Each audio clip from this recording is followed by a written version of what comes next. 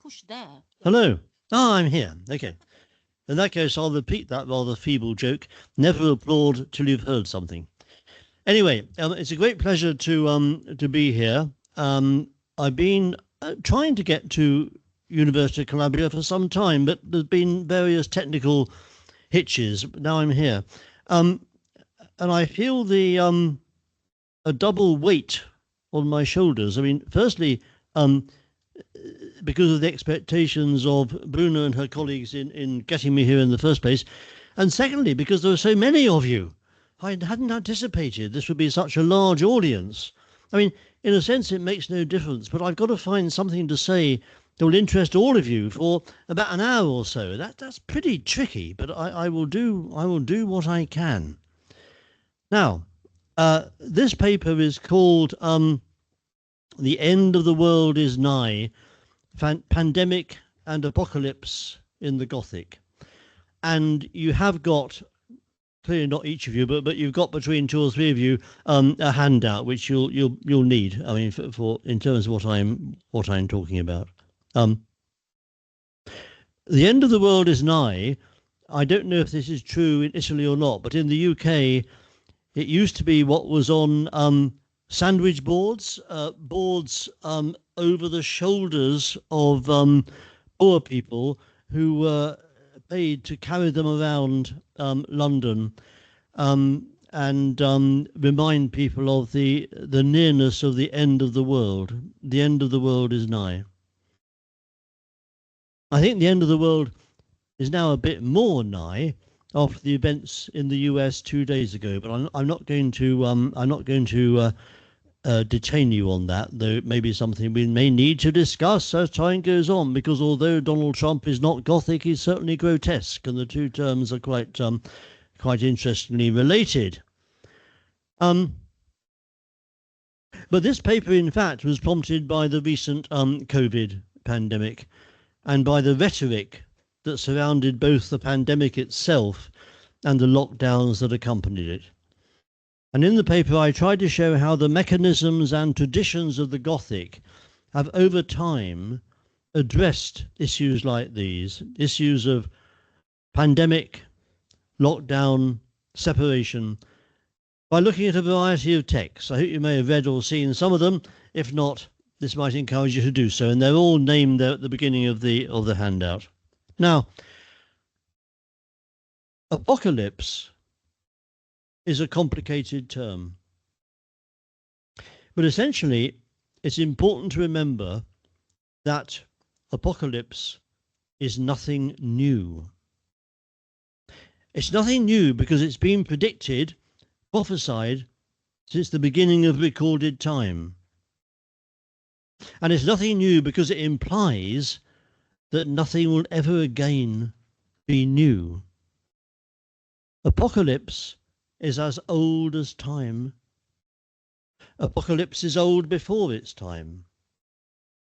Apocalypse is always in the future, deferred, hovering, continually receding. Apocalypse is always in the present.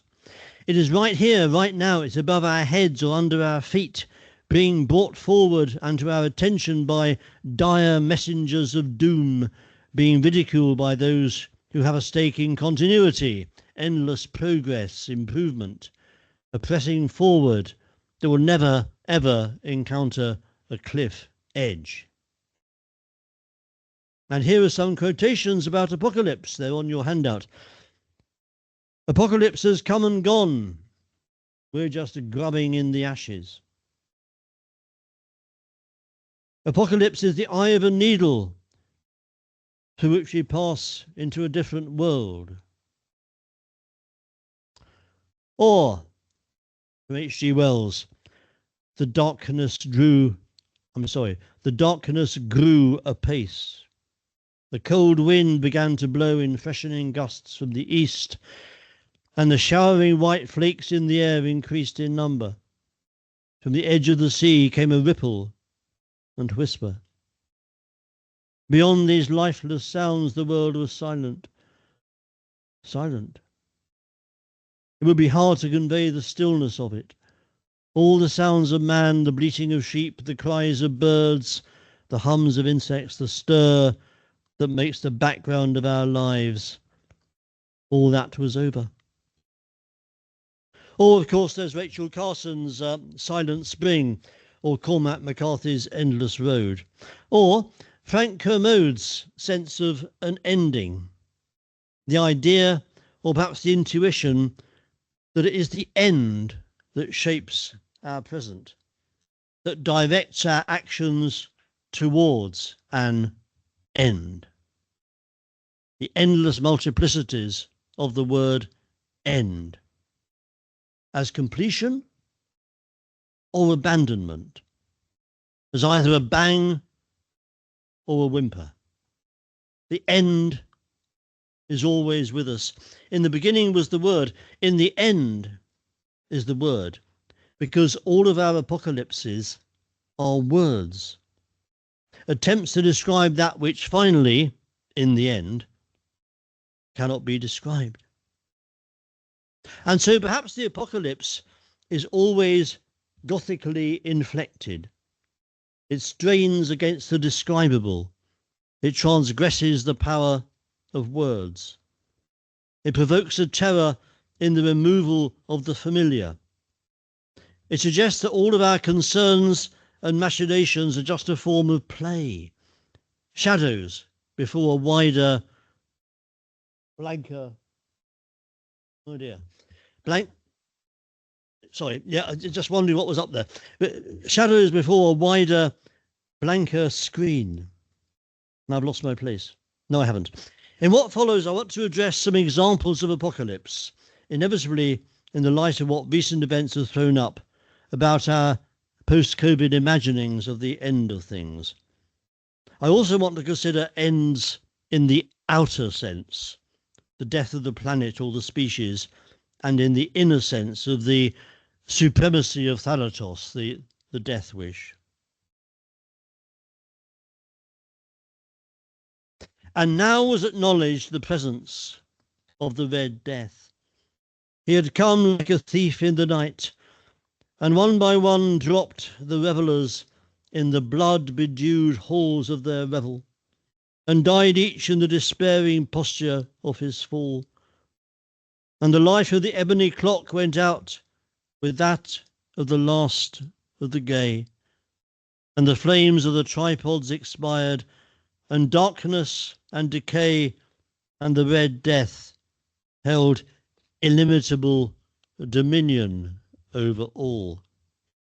Thus Edgar Allan Poe, in The Masque of the Red Death, written in 1842. This is a vision of an apocalypse of uncertain dimensions. Poe speaks at the beginning of how the Red Death, and I quote, had long devastated the country, and of Prince Prospero's dominions, and we might deduce from the prince's name and other indicators that the events are occurring in the fantasized southern Europe, maybe here, that so frequently already occupied, Poe's imagination. Hence the question of whether this is a worldwide catastrophe is left to the reader to suppose. What is certain is that this is a description of a pandemic, a plague. Another quote, there were sharp pains and sudden dizziness, and then profuse bleeding at the pores with dissolution, and the scarlet stains upon the body, and especially upon the faces of the victims, were the pest ban which shut him out from the aid and sympathy of his fellow men. End of quote. Something is spreading here, and Prospero's project is to form a world of exempt entitlement.